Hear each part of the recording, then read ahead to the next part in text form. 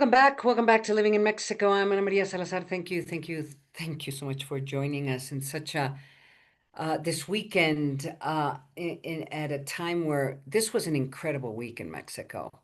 I don't even know where to start to the analysis, but between the intent to capture and then the death of Nemesio Ceguera El Mencho, and then this proposal that President Claudia Sheinbaum finally laid out, which will dramatically change the way Mexico does politics or the way elections take place in Mexico. I mean, between those two headlines this week, I would say it was almost historic. I don't know what you think. Carlos Ramirez is joining us today from Integralia. Carlos,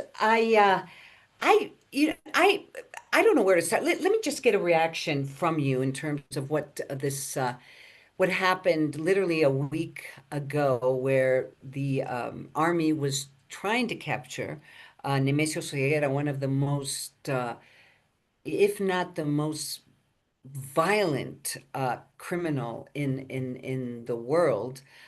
He was, the United States had offered $15 million for his capture or his detention. And I mean, everybody was looking for him for the last 10 years. And just suddenly on Sunday, we started getting the news that they tried to capture him, he's dead. And then bam, we had this violence that took place it was almost 48 hours, but at least we know that there's more than 650 cars and buses and trucks around the country were burned.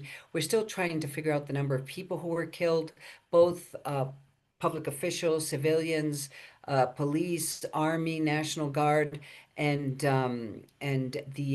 people who were involved in these road blockades and attacks that took place around the country. So I think we're getting closer to 60. But I think we will have a better sense this upcoming week. And then the reaction from the US government, the Mexican government, and now we can just kind of breathe in and try to understand what happened. What's your take, Carlos? Welcome to the show. By the way, this is Carlos Ramirez from Integralia. He's been joining us throughout the years. What's your take, Carlos? Thank you for having me, Ana Maria. My pleasure. What we saw on Sunday is a turning point, to put it in a nutshell. And it is a turning point because it represents a U-turn on how the past administration saw the security situation and drug trafficking in Mexico. And remember, Claudia Sheinbaum is the successor of López Obrador, is her protégé. And what happened on Sunday is definitely a shift in terms of saying goodbye to the hugs, no bullets that had prevailed for 7 years in the country, or 6.5 years, towards a new era. What will that era in terms of security bring to Mexico? It's definitely an open question.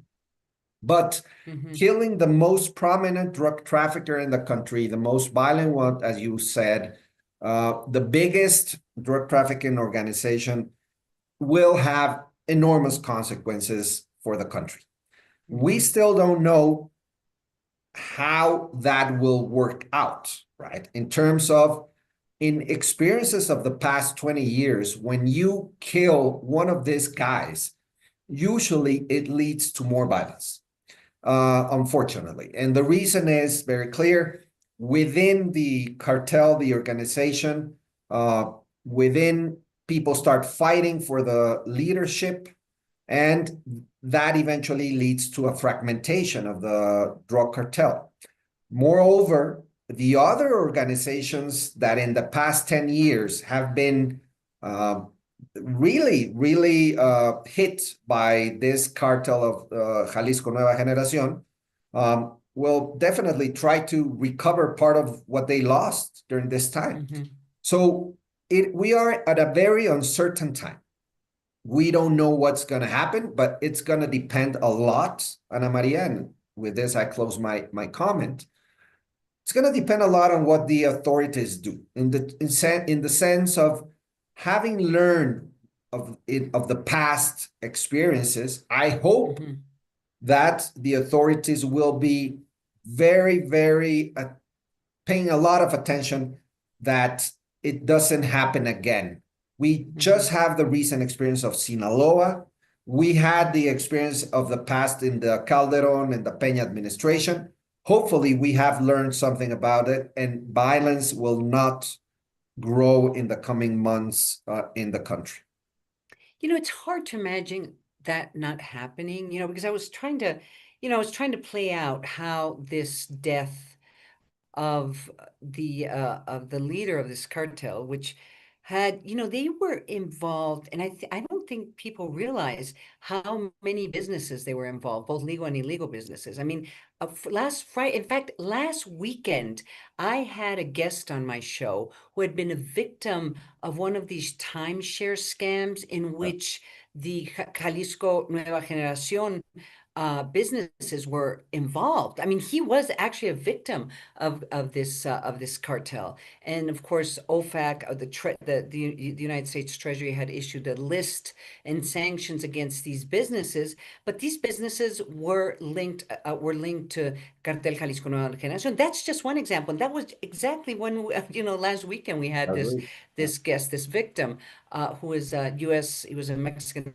American national. And then, they were involved in extortions, kidnapping, trafficking of migrants, trafficking of women, controlling the production of food and produce in different parts of the country, controlling the highways. I mean, it was just the expansion, controlling water, controlling the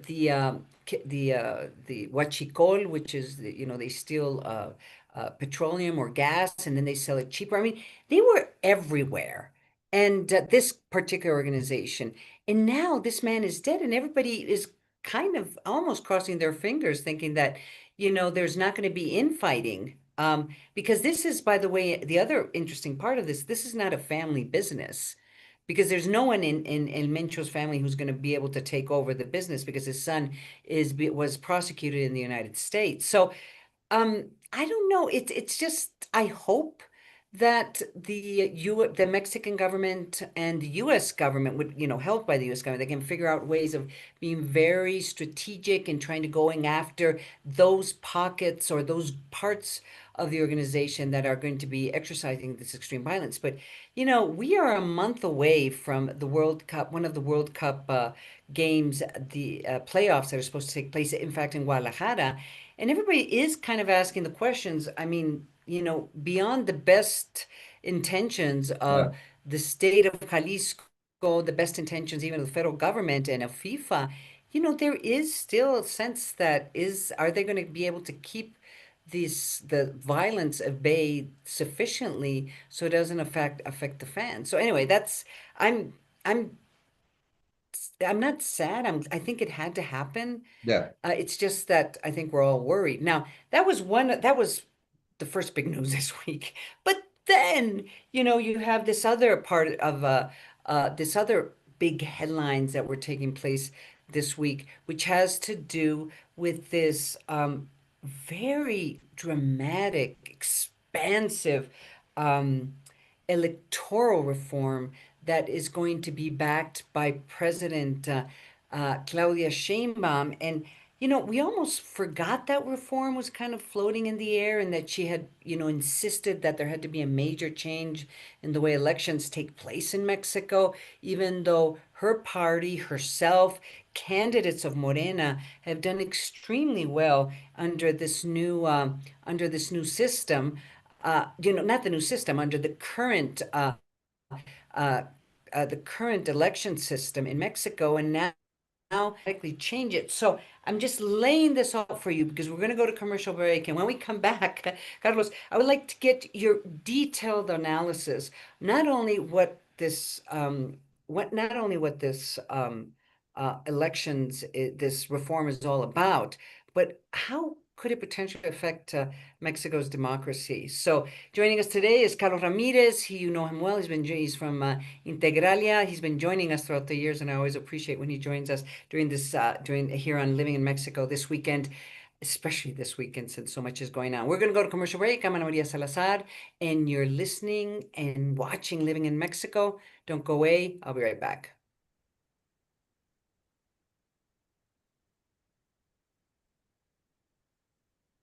Welcome back. Welcome back to Living in Mexico. I'm Ana Maria Salazar. Thank you so much for joining us, especially this weekend where we had all kinds of news that took place. As you know, not only did we have the capture and the death of what the most, probably the most important drug lord or criminal lord in the world, especially because of the violence he and how he controlled a big portion of the country, but because he was involved in so many criminal activities and just regular business on the one hand. So that, the death, the intent to try to capture or detain Nemesio Ceguera, who headed the cartel Jalisco Nueva Generación, was of course big news this week, and all the violence that ensued between Sunday, Monday, and even Tuesday in almost half of the country. Schools closed, businesses closed, airports closed. There was no buses running between cities. I mean, it was a huge deal. But as the country was starting to normalize, and joining us today is Carlos Ramirez from Integralia. Guess what? We now had another big news headlines that had to do with Mexico's or President Claudia Sheinbaum's intent to dramatically reform the way elections take place in Mexico. So, Carlos, give us kind of a just kind of describe to us in broad terms what this reform is all about. Welcome to the show. Thank you, Ana Maria. Well, yes, a big event. President Sheinbaum is about to propose on Monday a new electoral reform, but she already unveiled the main topics that will contain the bill. We are, Ana Maria, at a turning point also from an electoral perspective. During the past 40 years, Mexico has done 6 big electoral reforms. So it is not something new. Definitely, the country has moved from a hegemonic party that controlled the electoral process, the PRI. We transitioned to democracy, and during that transition to democracy, Mexico changed its electoral rules several times. But all those 6 reforms, Ana Maria, had 2 characteristics. One, those reforms were proposed basically by the opposition, not by the government. It was really civil society and opposition pushing the government to do an electoral reform. So it was from down to top, okay? And the second characteristic was that all those reforms were, let's say, done with a consensus of, let's say, most of the political parties in the country.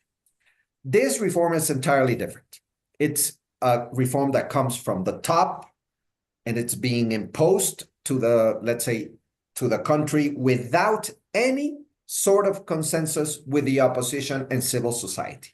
In the next coming days, there will be a lot of studies coming from civil society, and those studies will say this electoral reform basically is regressive. And it is regressive because it's basically taking Mexico back in many ways to where it was 40 years ago from an electoral point.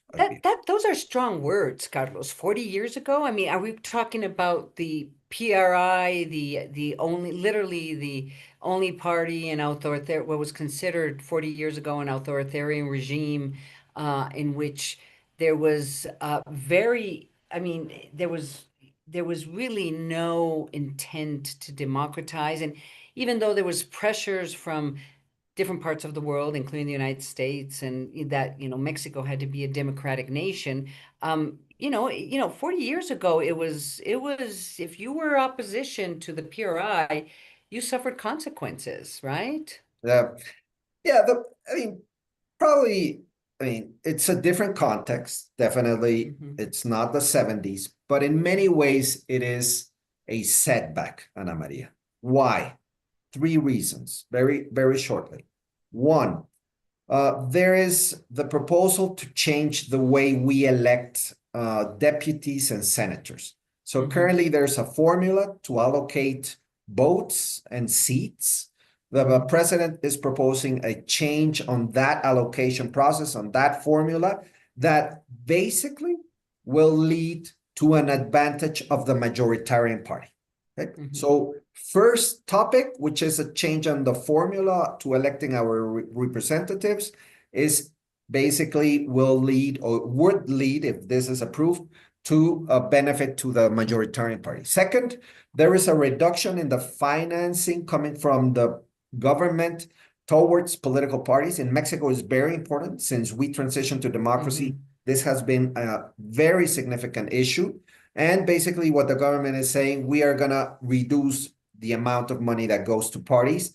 But what is the problem with that?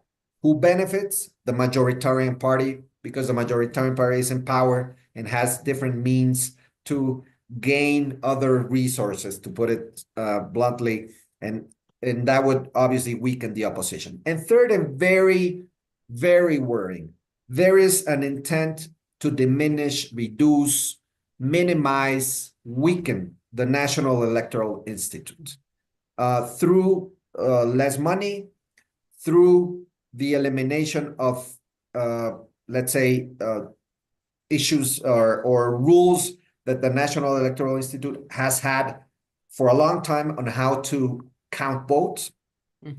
So in essence, this weakening of the National Electoral Institute would lead to an advantage also for the majoritarian party. So in essence, and in a nutshell, I would say all of the topics that were explained this week by President Sheinbaum basically would lead to an enormous advantage to the governing party in future elections. And that obviously very likely is going to make it very difficult in the future, in the short, medium, or long term for other opposition forces to basically win power in the future. I guess they're assuming, or the president's assuming, that her party is going to, I mean, that their party is somehow going to be weakened in the upcoming years. I mean, I'm surprised because this is a party that of recent creation. Morena is truly a party of recent creation, who not only won the presidency, but has now not a second president for Morena, which is Claudia Sheinbaum, and they control both. I mean, they control everything. Everything. They control the judicial branch because most of the candidates that were elected under the auspices of Morena. They control the Supreme Court because all the Supreme Court justices were elected under the auspices of Morena. They control both chambers, so they can pass literally up until now, and we'll talk about that in a second, they can pass literally any constitutional reform, including this bill that they're presenting. So they control everything. They control most of the governorships, most of the local governments. I what what is the purpose of this? I mean, they've done so well. Yeah. Why this reform? Why run the risk? Yeah, it's a good question. And the short answer, Ana Maria, is that what you explained is what's happening today, but there is no guarantee that it will happen or will continue to happen in the future. So this reform, if you want to put let's say, to put a metaphor, is sort of an insurance policy by the government, the actual government of Claudia Sheinbaum, thinking about what can happen in the future. What can happen in the future? I mean, the trust, the support that Morena has today is without no doubt very high. But who knows what's going to happen in the future? So President Sheinbaum, what is doing is basically buying an insurance policy. And that means that in the future, if things do not go well for Morena, for any reason, for whatever reason, well, they had they are planning to buy an insurance in that case. We're not talking about the short term because it doesn't look likely that Morena will lose support in the short term. But we're talking Mhm. about the medium term. Who knows after leaves power in the year 2030 or moreover in the next coming years after 2030, what's going to happen? Who Mhm. knows? But they're buying an insurance, that's for sure. Now, the they're they are very this bill is very, very aggressive. And the allies of Morena, which is PT, which is the Workers' Party, and the Green Party, have basically stated, at least up until this weekend, that they were not going to go with the president and Morena on this with this reform. Why would PT and Green not support this bill that is being backed by Morena? Because ultimately, it's hard to imagine this bill passing if they don't have the Yeah. support, complete support of both of these parties, right? Yeah, they need the support of both parties because that will allow them to reach a constitutional majority. Mhm. Um, I mean, and actually, it's quite ironic that the Green and the Working Party, which are two parties that have consistently during the 20 or 30 years they have been present in Mexican politics, benefit from the system, right? Mhm. Um, and are they opposing Morena when they are, I mean, they're Good allies. together? Yeah. Well, the reason is that this reform directly affects minority parties, and they are minority parties. And this reform benefits the majoritarian party. So, Mhm. Green and Workers' Party would suffer if this reform is approved as Mhm. it was explained this week, would suffer probably an existential threat in the future. Mhm. So they are in a big dilemma. They want to continue to work together with Morena because obviously Morena is a big party and it allows them to reach a lot of benefits.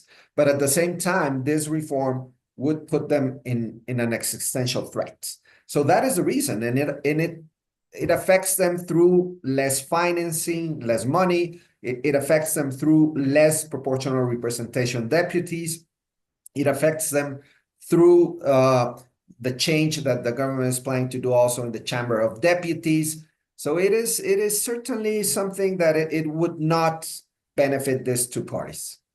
Now, do you think the both the PT, the Workers' Party, and the Green Party are strong enough to be able to look eye to eye to Morena and say, no, we're not going to do this. We have to negotiate something. Do you think that's going to happen? I mean, do you think there's going to be a negotiation process? Do you think they're actually going to walk away? It seems unimaginable, just Yeah, understanding how these parties work, and also understanding the how Morena can pressure in different ways. I mean, and some of them are unethical, and some of them may be illegal. yeah. But do you think they're going to stand up to Morena? My sense, to be honest, they have resisted more than I had anticipated, Mm-hmm. because at least the Green Party has stated very clearly that they will not go with this reform. And we've been months into the process of negotiation now, and they haven't Mm-hmm. been able to convince them. And convince them, I mean, by legal and illegal means. Um, the question is if that is sustainable now that the bill is presented in the Chamber of Deputies next Tuesday, next Monday. My belief, my sense is they will end up giving up to the majoritarian Giving party. in, yeah. Yeah, giving in, sorry, giving in Mm-hmm. to the majoritarian party, to Morena. Mm-hmm. They will find a way. They will find a way. I see it very unlikely that they will support, they will be able to avoid the pressure that will come in the next coming weeks. Mm-hmm. And something will happen, unfortunately, for Now, Mexican what democracy. about the position of the other parties? You know, Movimiento Ciudadano, the PRI, the PAN. I mean, I imagine they're all. I imagine they're all against it. But Yeah. I mean, is there any way they can? have enough clout to negotiate something with Morena and its allies? No. PAN and PRI, clearly this reform affects them directly, and certainly there is no way that they can negotiate anything with the government on this one. Probably there's some questions on Movimiento Ciudadano, although this reform Mm-hmm. also affects them directly. But Movimiento Ciudadano in the past has been sort of ambiguous in terms of its relation with the government. So I mean, Mm-hmm. it could be something to look at, Mm-hmm. because what happens if Movimiento Ciudadano decides to support Morena? Well, Mm-hmm. definitely this reform would pass without the Mm-hmm. Green Party. So Mm-hmm. it's still a very open door, open question. Mm-hmm. Movimiento Ciudadano has also, I mean, this reform will also touch them directly. So I Mm-hmm. suppose they are not going to go with the government. But again, who knows? They have been very silent so far Mm-hmm. on the initiative. Let's see what happens after Monday, because Mm-hmm. then is when we will know really where is each party sitting on this reform. One last question, Carlos Ramirez from Integralia. He's joining us this week, and I really appreciate you're here with us, trying to explain this election reform, the dangers of this, what this reform could represent for Mexico's democracy. One last question. My understanding is there is nothing in this bill that addresses probably one of the biggest concern that the United States has, Mexican voters, which is the link of organized crime Yeah. with the parties and with the candidates, especially as we are heading towards 2027. And I right? I mean, there's nothing in there that kind of addresses that concern to avoid these types of links. Fortunately not. And you are absolutely right. I think the biggest problem of Mexico's electoral system overall is this link between illegal money coming into the campaigns and all the violence that Mm-hmm. always comes with a new election in Mexico. Mm-hmm. And there is absolutely no word, at least from what it was stated this week, that touches that point, which is interesting and I would say not surprising, because really this bill, Ana Maria, unfortunately, is not intended to correct, to improve the electoral system. Mm-hmm. This bill has another intention, and it's clearly a political intention to benefit the majoritarian party. Carlos Ramirez from Integralia, I can't tell you how much I thank you for joining us this week, and especially of such an intense week on the security side, on the we didn't even talk about what's happening with the USMC and all these other things, and the tariffs by the U.S. government and Donald Trump. I mean, there's so much news, but at least we were able to address the two big headlines this week, which was the detention, well, the intent to capture and the death of Nemesio Ceguera, who headed the cartel Jalisco Nueva Generación a week ago, and of course this electoral reform that is being pushed by President Claudia Sheinbaum. Thank you so much, Carlos, for joining us. Thank you for having me, Ana Maria. My pleasure. Thank you, Carlos Ramirez from Integralia. We're going to go to commercial break, but I'm Ana Maria Salazar, and I really appreciate you joining us here